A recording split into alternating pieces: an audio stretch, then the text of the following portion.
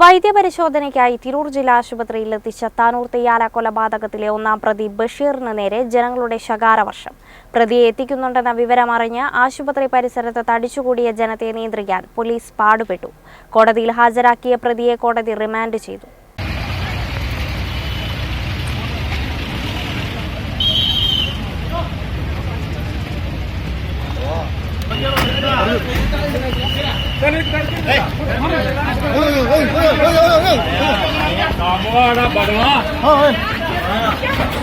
താനൂർ തെയ്യാലയിലെ ഗൃഹനാഥന്റെ കൊലപാതകം ജില്ലയിലാകെ ഞെട്ടലുണ്ടാക്കിയ ഒന്നായിരുന്നു. അവിഹിത ബന്ധത്തിന് തടസ്സം നിന്ന ഭർത്താവ് സവാദിനെ ഇല്ലാതാക്കിയ രണ്ടാം പ്രതി ഭാര്യ സൗജത്തും ഒന്നാം പ്രതി ബഷീറിന്റെ സുഹൃത്ത് സൂഫിയാനും കഴിഞ്ഞ ദിവസം അറസ്റ്റിലായിരുന്നു. ഒളിവിൽ പോയിരുന്ന ബഷീറിനായി പോലീസ് അന്വേഷണം ഊർജിതപ്പെടുത്തിയിരുന്നു. ഇതിനിടെയാണ് ഗൾഫിലേക്ക് മുങ്ങിയ ബഷീർ നിൽക്കക്കള്ളിയില്ലാതെ നാട്ടിലേക്ക് തിരിച്ചെത്തി താനൂർ പോലീസ് സ്റ്റേഷനിലെത്തി കീഴടങ്ങിയത്.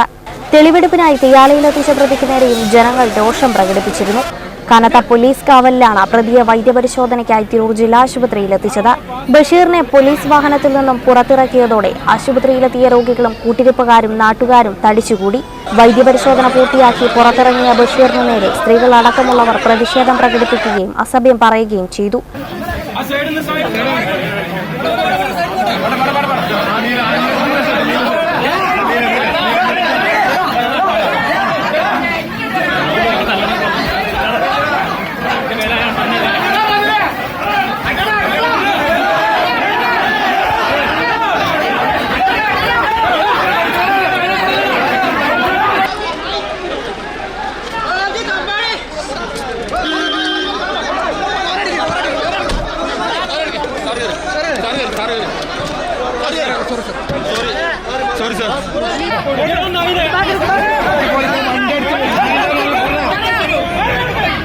ഏറെ പണിപ്പെട്ടാണ് പോലീസ് ജനക്കൂട്ടത്തെ നിയന്ത്രിച്ചത്.